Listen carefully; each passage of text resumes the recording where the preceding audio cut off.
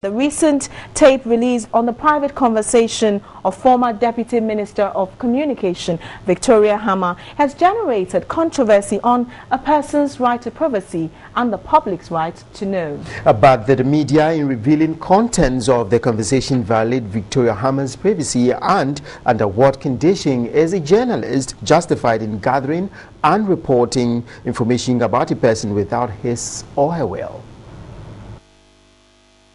A private conversation gone viral and the release of secret tapes by some individuals to the media are not uncommon in Ghana. The recent tape, released on the private conversation of former Deputy Minister of Communication, Victoria Hammer, has generated debate on the person's right to privacy and the public's right to know. So right now, we are being pelted with all kinds of verbal stones because of what has happened. But we believe that with the confluence of time, we will see who erred, but let the debate go on, and then we'll see what happens at the end of it all. While some media houses and talk show hosts decided to air the former Deputy Minister of Communication, Victoria Hammer's tape, others did not. Adakabe Frimpong Manso, talk show host at Neat FM, explains his decision to air the tape. We looked at 4 areas. That is the public interest, and we also looked at the privacy of the subject, that is in this instance Victoria Hammer, and then we also looked at the national security considerations, and then the truth of the matter.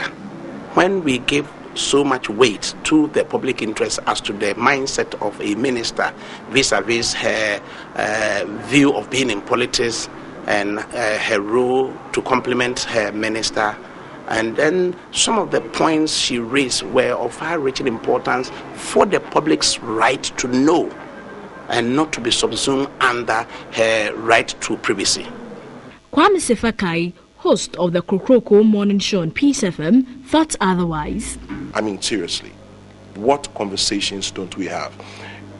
If somebody is caught planning to subvert the state, that tape I even would not play. Give it to the appropriate security agencies, let them deal with it.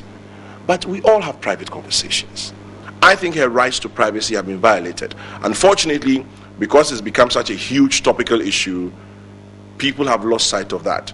But you wait till it's your turn.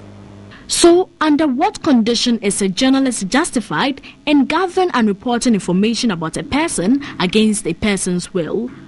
Professor Audrey Gadgetlo is Associate Professor at the School of Communication Studies, University of Ghana.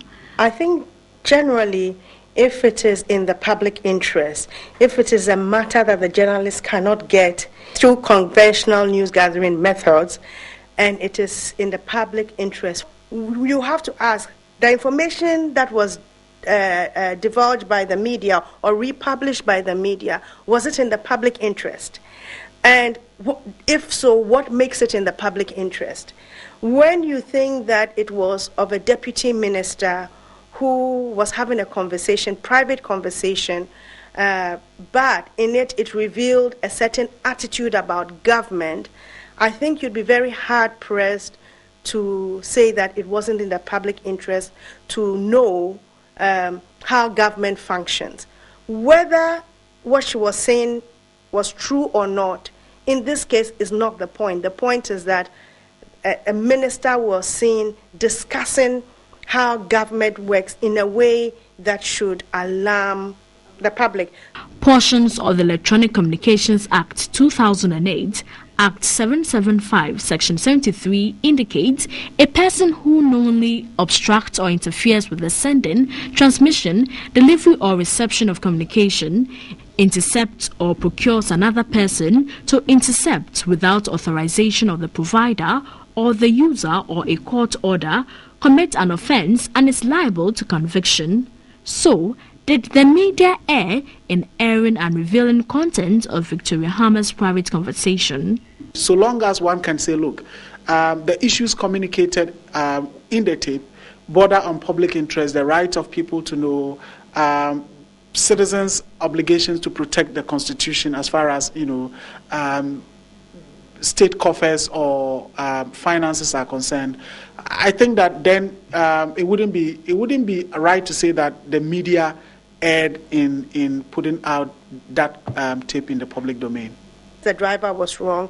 But I also think that the deputy minister was careless because maybe she was too trusting of her driver. And maybe it's a lesson for public officials that you really ought to be careful what you say around which people. After all, that's the lesson we got from WikiLeaks, isn't it? Careless cocktail whispers became public knowledge.